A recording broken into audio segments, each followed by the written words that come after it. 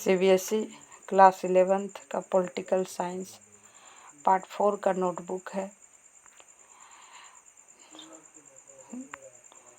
कार्यपालिका व्यक्तियों के उस समूह से है। कायदे कानून का संगठन प्रतिदिन लागू करते हैं। कार्यपालिका दो प्रकार की है। सामूहिक नेतृत्व के सिद्धांत पर आधारित में संसदीय व अध्यक्षात्मक शासन व्यवस्था है। एक व्यक्ति के नेतृत्व के सिद्धांत पर आधारित प्रणाली में अध्यक्षात्मक शासन व्यवस्था है। संसदीय व्यवस्था में राष्ट्रपति या राजा औपचारिक या नाममात्र का प्रधान होता है। वास्तविक शक्ति प्रधानमंत्री और मंत्रिमंडल के पास होती है, जैसे भारत और ब्रिटेन में है। संसदीय व्यवस्था में राष्ट्रपति या राजा औपचारिक या नाममात्र का प्रधान होता है।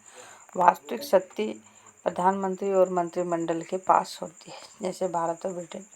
अर्ध अध्यक्षात्मक व्यवस्था में राष्ट्रपति और प्रधानमंत्री दोनों होते हैं। इस व्यवस्था में राष्ट्रपति को महत्वपूर्ण शक्तियां प्राप्त हैं। कभी कभी ये दोनों एक दल या विरोधी दल के भी हो सकते हैं, जिनमें विरोध हो सकता है। अध्यक्षात्मक व्यवस्था में राष्ट्रपति राज्य और सरकार दोनों का प्रधान होता है, इसलिए राष्ट्रपति बहुत शक्तिशाली होता है। भारत को 1919 और 1935 के अधिनियमों के अंतर्गत व्यवस्था के संचालन का अनुभव हो चुका था। भारतीय संविधान ने संसदीय शासन प्रणाली को अपनाया, क्योंकि कार्यपालिका जनता के प्रति उत्तरदायी होगी और उनमें नियंत्रित भी, इसलिए राष्ट्रीय और प्रांतीय स्तर पर उसे स्वीकार किया गया। भारत में वास्तविक शक्ति प्रधानमंत्री के पास तथा औपचारिक रूप से प्रधान राष्ट्रपति होता है। राष्ट्रपति निर्वाचित विधायक और संसद के सदस्यों द्वारा एकल षटकर्मीय मत प्रणाली द्वारा 5 वर्ष के लिए चुना जाता है। राष्ट्रपति के पास कार्यकारी, विधायी, कानून और आपातकालीन शक्तियां प्राप्त है। राष्ट्रपति को कुछ विशेषाधिकार भी प्राप्त है। राष्ट्रपति द्वारा राज्यों में राज्यपाल नियुक्त किया जाता है। भारत का उपराष्ट्रपति राज्यसभा का पदेन सभापति होता है। प्रधानमंत्री लोकसभा में बहुमत दल का नेता होता है। वह राष्ट्रपति द्वारा नियुक्त किया जाता है। अल्पमत होने पर अपना पद छोड़ना पड़ता है। 1989 से अनेक अवसर आए जब किसी दल को पूर्ण बहुमत नहीं मिला, तब गठबंधन की सरकार बनी। इस प्रक्रिया में प्रधानमंत्री को एक मध्यस्थ की भूमिका निभानी पड़ती है। राज्यों में इसी प्रकार की लोकतांत्रिक कार्यपालिका होती है। मुख्यमंत्री विधानसभा में बहुमत दल का नेता है। राज्य स्तर पर भी संसदात्मक व्यवस्था के सिद्धांत लागू होते हैं। सरकार के लिए सिविल सेवा के सदस्यों की भर्ती संघ लोक सेवा आयोग करता है। इसी प्रकार राज्यों में राज लोक सेवा आयोग है। ये अधिकारी प्रांतीय स्तर पर सशस्त्र नौकरशाही की रीढ़ होती है। यूपीएससी नौकरशाही वह माध्यम है जिसके द्वारा सरकार की लोकहितकारी नीतियां जनता तक पहुंचाती है। कार्यपालिका का अर्थ सरकार के उस अंग से है जो कायदे कानूनों को संगठन में रोजाना लागू करते हैं।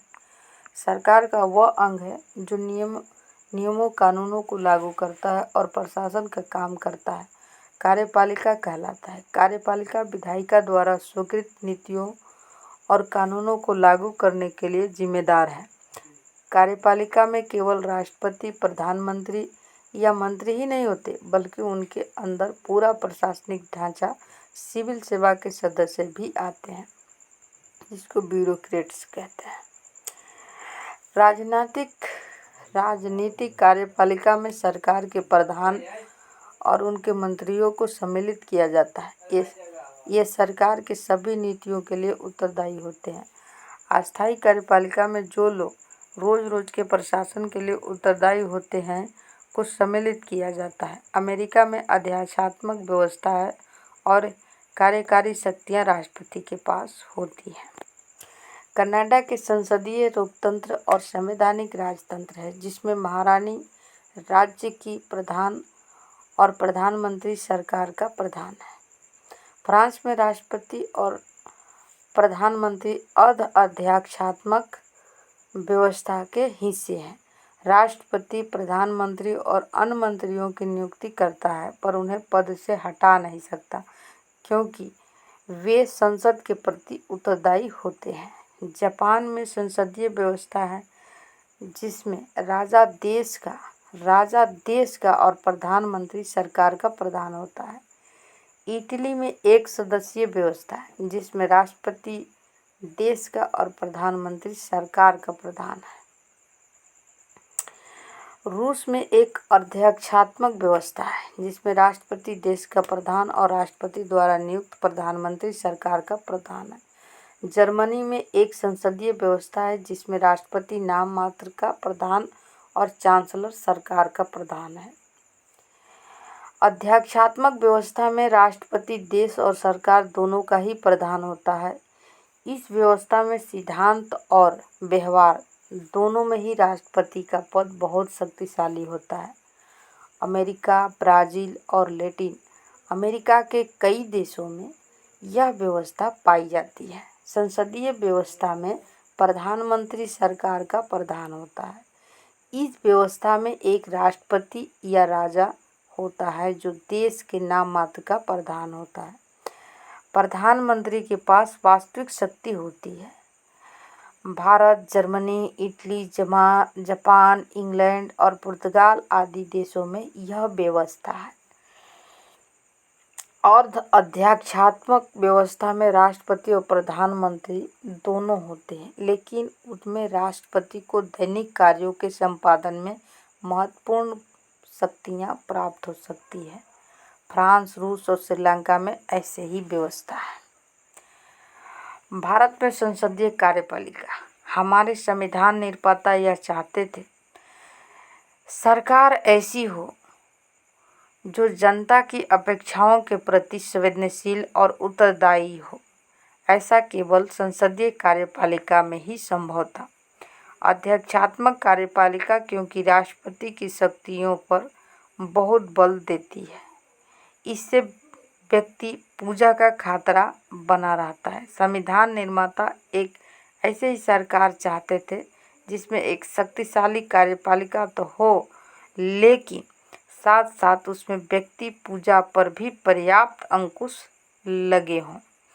संसदीय व्यवस्था में कार्यपालिका विधायिका या जनता के प्रति उत्तरदायी होती है और नियंत्रित भी। इसीलिए संविधान में राष्ट्रीय और प्रांतीय दोनों ही स्तरों पर संसदीय कार्यपालिका की व्यवस्था को स्वीकार किया गया है। भारत में इस व्यवस्था में राष्ट्रपति औपचारिक प्रधान होता है तथा प्रधानमंत्री और मंत्रिपरिषद राष्ट्रीय स्तर पर सरकार चलाते हैं। राज्यों के स्तर पर राज्यपाल, मुख्यमंत्री और मंत्रिपरिषद मिलकर कार्यपालिका बनाते हैं।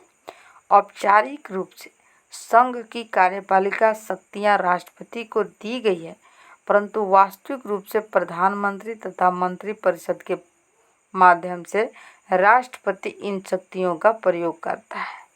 राष्ट्रपति 5 वर्ष के लिए चुना जाता है, वह भी अप्रत्यक्ष तरीके से। निर्वाचित सांसद और विधायक करते हैं। यह निर्वाचन समानुपातिक प्रतिनिधित्व की प्रणाली और एक संक्रमणीय मत सिद्धांत के अनुसार होता है। संसद राष्ट्रपति को महाभियोग की प्रक्रिया के द्वारा उसके पद से हटा सकता है। महाभियोग केवल संविधान के उल्लंघन के आधार पर लगाया जा सकता है। राष्ट्रपति की शक्ति और स्थिति। एक औपचारिक प्रधान है। राष्ट्रपति को वैसे तो बहुत ही कार्यकारी, विधायी, कानून बनाना, कानूनी और अपार शक्तियां प्राप्त है, परंतु इन सभी शक्तियों का प्रयोग वो मंत्रिपरिषद की सलाह पर करता है। राष्ट्रपति की विशेषाधिकार क्या क्या है? तो संवैधानिक रूप से राष्ट्रपति को सभी महत्वपूर्ण मुद्दों और मंत्रिपरिषद की कार्यवाही के बारे में सूचना प्राप्त करने का अधिकार है। राष्ट्रपति के विशेषाधिकार सदनों को पुनर्विचार के लिए लौटा सकता है। वीटो शक्ति का प्रयोग करके संसद द्वारा राष्ट्रपति पर पारित विधेयकों को स्वीकृति देने में विलंब। चुनाव के बाद कई नेताओं के दावे के समय यह निर्णय करे कि कौन प्रधानमंत्री बनेगा। आखिर राष्ट्रपति पद की क्या आवश्यकता है? संसदीय व्यवस्था में समर्थन न रहने पर मंत्रिपरिषद को कभी हटाया जा सकता है। ऐसे समय में एक ऐसे राष्ट्र प्रमुख की आवश्यकता पड़ती है जिसका कार्यकाल अस्थायी हो, जो सांकेतिक रूप से पूरे देश का प्रतिनिधित्व कर सके। राष्ट्रपति की अनुपस्थिति में उपराष्ट्रपति से सभी कार्य करते हैं। भारत का उपराष्ट्रपति 5 वर्ष के लिए चुना जाता है। जिस तरह राष्ट्रपति को चुना जाता है वह राज्यसभा का पदेन सभापति होता है और राष्ट्रपति की मृत्यु, त्यागपत्र, महाभियोग द्वारा हटाए जाने या अन्य किसी कारक से पद रिक्त होने पर वह कार्यवाहक राष्ट्रपति का काम करता है। प्रधानमंत्री और मंत्रिपरिषद। प्रधानमंत्री लोकसभा में बहुमत प्राप्त दल का नेता होता है। जैसे ही वह बहुमत खो देता है वह अपना पद भी खो देता है। प्रधानमंत्री मंत्रिपरिषद का प्रधान ही तय करता है कि उसके मंत्रिपरिषद में कौन लोग मंत्री होंगे। प्रधानमंत्री ही विभिन्न मंत्रियों के पद, स्तर और मंत्रालयों का आवंटन करता है। इसी कारण वह मंत्रिपरिषद का प्रधान भी होता है। प्रधानमंत्री तथा सभी मंत्रियों के लिए संसद का सदस्य होना अनिवार्य है। संसद का सदस्य हुए बिना यदि कोई व्यक्ति मंत्री या प्रधानमंत्री बन जाता है तो उसे 6 महीनों के भीतर भी संसद किसी भी सदन के सदस्य के रूप में निर्वाचित होना पड़ता है। पॉइंट 4 में लिखा है कि मंत्रिपरिषद का आकार कितना होना चाहिए। संविधान के 91वें संशोधन के द्वारा यह व्यवस्था की गई है कि मंत्रिपरिषद के सदस्यों की संख्या लोकसभा या राज्यों की विधानसभा की कुल सदस्य संख्या 15% से अधिक नहीं होनी चाहिए। मंत्रिपरिषद पॉइंट 5 है कि मंत्रिपरिषद लोकसभा के प्रति सामूहिक रूप से उत्तरदायी है। इसका अर्थ है जो सरकार लोकसभा में विश्वास खो देती है उसे त्यागपत्र देना पड़ता है। यह सिद्धांत मंत्रिमंडल की एकजुटता के सिद्धांत पर आधारित है। इसकी भावना यह है कि यदि किसी एक मंत्री के विरुद्ध भी अविश्वास प्रस्ताव पारित हो जाए तो संपूर्ण मंत्रिपरिषद को त्यागपत्र देना पड़ता है। प्रधानमंत्री का स्थान सरकार में सर्वोपरि है। मंत्रिपरिषद तभी अस्तित्व में आती है जब प्रधानमंत्री अपने पद की शपथ ग्रहण कर लेता है। प्रधानमंत्री की मृत्यु या त्यागपत्र से पूरी मंत्रिपरिषद भंग हो जाती है। प्रधानमंत्री सरकार की धुरी। प्रधानमंत्री एक तरफ मंत्रिपरिषद तथा दूसरी तरफ प्रशासन और प्रस्तावित कानूनों के बारे में राष्ट्रपति को सूचित करता है। प्रधानमंत्री की शक्ति के स्रोत कहाँ से लिए गए हैं भारतीय कॉन्स्टिट्यूशन में? तो मंत्रिपरिषद पर नियंत्रण, लोकसभा का नेतृत्व, मीडिया चुनाव पहुंच, चुनाव के दौरान उसका व्यक्तिगत उभर, अंतर्राष्ट्रीय सम्मेलनों में राष्ट्रीय नेता की छवि, अधिकारी वर्ग पर आधिपत्य, विदेशी यात्राओं के दौरान नेता की छवि, पॉकेट बॉक्स। गठबंधन की सरकारों की वजह से प्रधानमंत्री की शक्तियों में काफ़ी परिवर्तन आ गए हैं। 1989 में हमने गठबंधन सरकारों का युग देखा है। इसमें कुछ सरकारें तो लोकसभा के पूरी अवधि तक भी सत्ता में न रह सकी। ऐसे में प्रधानमंत्री का पद उतना शक्तिशाली नहीं रहा जितना एक दल के बहुमत वाली सरकार में होता है। प्रधानमंत्री पद की शक्तियों में आए बदलाव। प्रधानमंत्री के चयन में राष्ट्रपति की भूमिका बढ़ी है। राजनीतिक सहयोगियों से परामर्श की प्रवृत्तियां बढ़ी है। प्रधानमंत्री के विशेषाधिकारों पर अंकुश लगा है। सहयोगी दलों के साथ बातचीत तथा समझौते के बाद ही नीतियां बनती है। राज्यों में कार्यपालिका का स्वरूप। राज्यों में एक राज्यपाल होता है जो केंद्रीय सरकार की सलाह पर राष्ट्रपति द्वारा नियुक्त होता है। मुख्यमंत्री विधानसभा में बहुमत दल का नेता होता है। बाकी सभी सिद्धांत वही है जो केंद्र सरकार में संसदीय व्यवस्था होने के कारण लागू है। अस्थायी कार्यपालिका, नौकरशाही। कार्यपालिका में मुख्यतः राष्ट्रपति, प्रधानमंत्री, मंत्रिणा और नौकरशाही या प्रशासनिक मशीनरी एक विशाल संगठन सम्मिलित होता है। इसे नागरिक सेवा भी कहते हैं। नंबर 1, नौकरशाही में सरकार के अस्थायी कर्मचारी के रूप में कार्य करने वाले प्रशिक्षित और प्रवीण अधिकारी नीतियों को बनाने में तथा उन्हें लागू करने में मंत्रियों का सहयोग करते हैं। ब्यूरोक्रेट के वर्क है। भारत में एक दक्ष प्रशासनिक मशीनरी मौजूद है, लेकिन यह मशीनरी राजनीतिक रूप से उत्तरदायी है। इसका अर्थ है कि नौकरशाही राजनीतिक रूप से तटस्थ है। प्रजातंत्र में सरकारें आती हैं, जाती रहती हैं।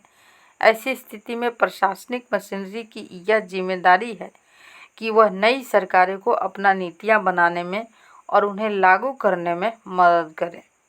नौकरशाही के सदस्यों का चुनाव। नौकरशाही में अखिल भारतीय सेवाएं, प्रांतीय सेवाएं, स्थानीय सरकार के कर्मचारी और लोक उपक्रमों के तकनीकी एवं प्रबंधकीय अधिकारी सम्मिलित हैं।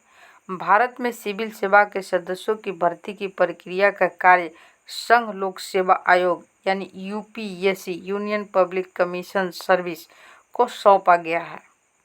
ऐसा ही लोक सेवा आयोग राज्यों में भी बनाए गए हैं, जिन्हें राज्य लोक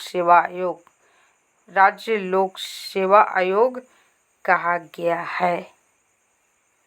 state PCS, state public commission service.